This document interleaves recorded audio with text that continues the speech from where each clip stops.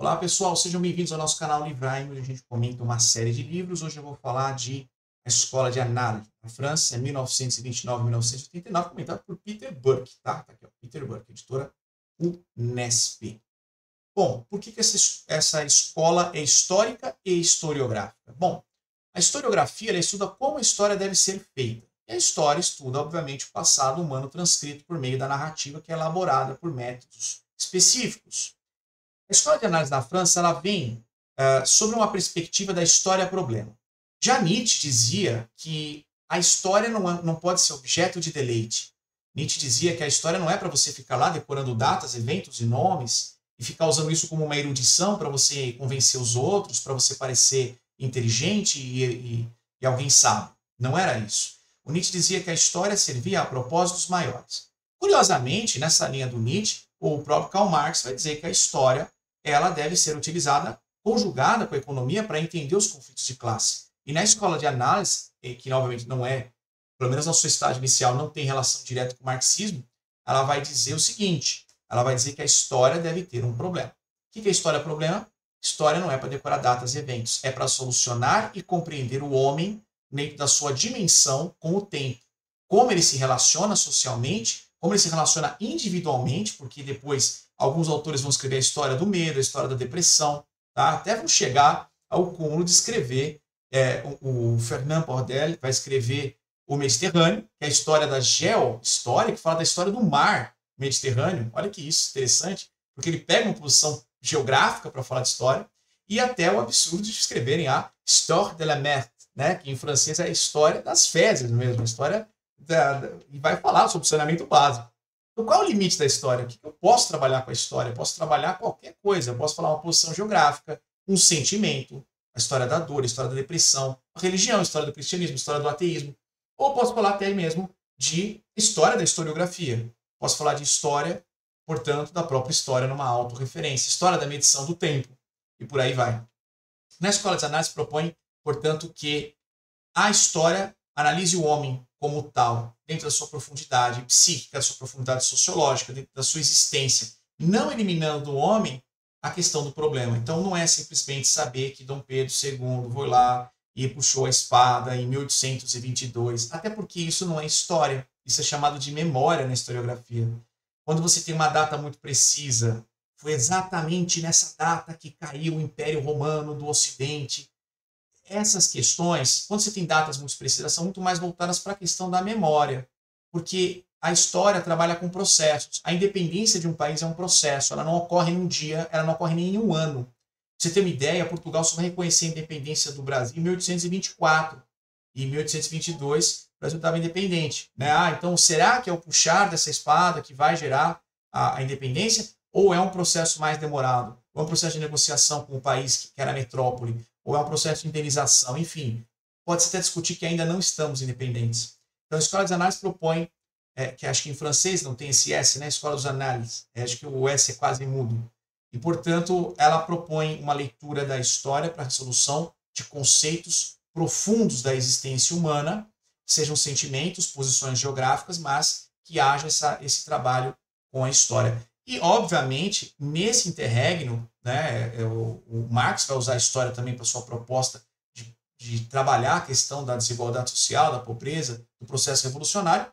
Só que o Peter Burke ele também chega até a decadência, que ele coloca aqui em 1989. Por quê? Ele coloca que, no primeiro momento, não há relação com o marxismo nessa escola, mas depois ela se aproxima para discutir alguns dos seus autores e membros, né, das revistas acadêmicas, que hoje chamam papers, acabam interagindo bastante e também participando do movimento, mas já foi na linha a terceira fase. Salvo engano, ele divide em 3 fases aqui. Seria mais para a terceira fase. E ele narra como a decadência vem dessa onda, né? Porque ela é uma escola que cresce até ela se tornar o establishment, todo mundo começa a falar, nossa, isso é um padrão de fazer historiografia, aí ela começa um declínio. E esse declínio, em parte, se dá, segundo Peter Burke, pela sua extensão. Como ela vem criticando o modo de se fazer história, determinista, um modo que às vezes era vinculado à geografia, como se um determinado clima fizesse um determinado modo de ser o povo, e ele critica isso, a escola dos análises, mas ela entra num declínio pela sua extensão, de tão grande que ela fica, ela não se sustenta, porque autores que pensam diferentes começam a entrar nela e começam a ocorrer conflitos internos dela. Então, uma vez que ela se torna o establishment, ela comete alguns erros que ela mesma tinha apontado. E parte dos membros dessa escola vão acusar a escola de ficar retrógrada. Falar, agora que vocês chegaram aí como establishment, vocês se estabeleceram como modelo historiográfico, agora vocês não estão mais ousados, vocês estão reproduzindo o que fizeram sempre. Isso de fato é verdade. Você vai ter Marc Bloch, você vai ter Lucien Frébré, você vai ter vários autores, me perdoe meu francês aqui, que eu não sei falar francês. Mas vários autores, eles começam depois de um tempo a reproduzir o que era inovador. Então, o que era inovador acaba ficando mais do mesmo. Imagina que uma grande banda inventa um estilo musical e ela não sai desse estilo musical. Depois de alguns anos, ela está fazendo cover de si mesma. E essa analogia eu trago para cá. Ela começou a repetir, porque o time que está ganhando não se mexe, então ela mantém o processo historiográfico que estava em curso, mas curiosamente ela para de inovar tanto. Ou depois ela coloca inovadores que questionam a própria origem da sua escola. Então, aí eu trago a bom e velho paradoxo, que é o paradoxo do barco de Teseu. Que é o quanto eu posso mudar a escola de análise para ela ainda ser escola de análise. Quer dizer, como é que eu vou fazer isso?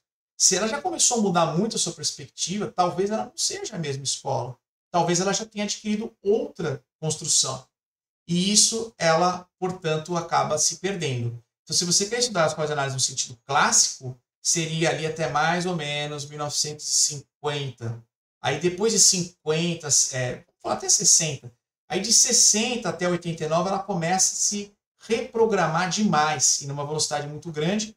Isso teria, portanto, prejudicado a continuidade dessa historiografia, porque se já mudou muito, é melhor parar e criar uma nova escola e criar outras formas de ver a história. Então nós temos várias formas de ver a história.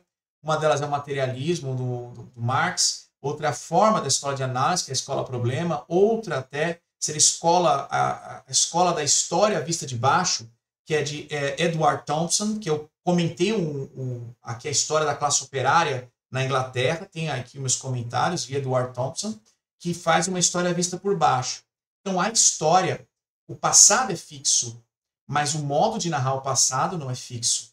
Revisitar o passado constantemente faz você ver perspectivas que antes você não via. Então, quando você pega um álbum de foto da sua família, quando você pega um vídeo da sua família lá do seu passado, hoje você vê com outros olhos que você não via à época. E assim é a humanidade. A Revolução Francesa, 1 ano depois dela, 2 anos depois dela, 20 anos depois dela, não é igual à Revolução Francesa 100 anos depois que ela ocorreu. Porque a gente tem outras perspectivas, outras incidentes, a gente sabe onde isso foi parar, a gente sabe quem vai ser influenciado por isso, e a gente sabe até mesmo se as promessas que foram feitas pelo processo revolucionário da Revolução Francesa foram cumpridas e se foram como foram, e onde não foram, quando não foram.